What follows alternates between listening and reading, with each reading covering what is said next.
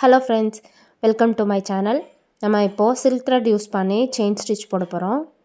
Silk thread use பண்ணும்போது 2 நூல்கண்டு எடுத்துக்கிட்டு 2 எடுத்து நம்ம நாட் போட்டு 2 ஸ்ட்ராண்ட்ஸில் தான் நம்ம எப்போவுமே ஒர்க் பண்ணணும். ஸோ 2 நூல்கண்டு எடுத்து நான் வந்து எண்டில் முடிச்சு போட்டு எடுத்துக்கிறேன். இந்த மாதிரி தான் எடுத்துக்கணும். 2 நூலும் எடுத்துகிட்டு நம்ம இப்போ செயின் ஸ்டிச் போட போகிறோம். நம்ம ஜரி த்ரெட்டில் போட்ட மாதிரியே தான் வந்து இதுலேயும் செயின் ஸ்டிச் போட போகிறோம். ஒரு லாக் போட்டுட்டு அந்த 2 ஸ்டாண்ட்ஸையும் யூஸ் பண்ணியே தான் வந்து நம்ம செயின் ஸ்டிச் போடணும். யூஸ்வலாக பாருங்கள், இந்த மாதிரி தான் செயின் ஸ்டிச் போடணும். சில்க் த்ரெட்டில் போடும்போது கொஞ்சம் கஷ்டமாக தான் இருக்கும். நம்ம பார்த்து பொறுமையாக போடணும்.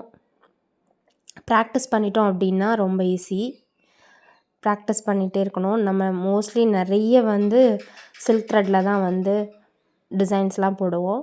ஸோ சில்க் த்ரெட் வந்து நல்லா ப்ராக்டிஸ் பண்ணுங்கள். இந்த மாதிரி தான் போடணும். ப்ராக்டிஸ் பண்ண சில்க் த்ரெட் வந்துடும். ஸ்டார்டிங்கில் வந்து நூல் பிரிகிற மாதிரி இருக்கும். அப்போ போட்டு பார்த்துக்கிட்டே இருந்தோன்னா நம்மளுக்கு ஈஸியாக வந்துடும். எண்டில் எண்ட் நாட் போட்டு ஃபினிஷ் பண்ணிக்கலாம்.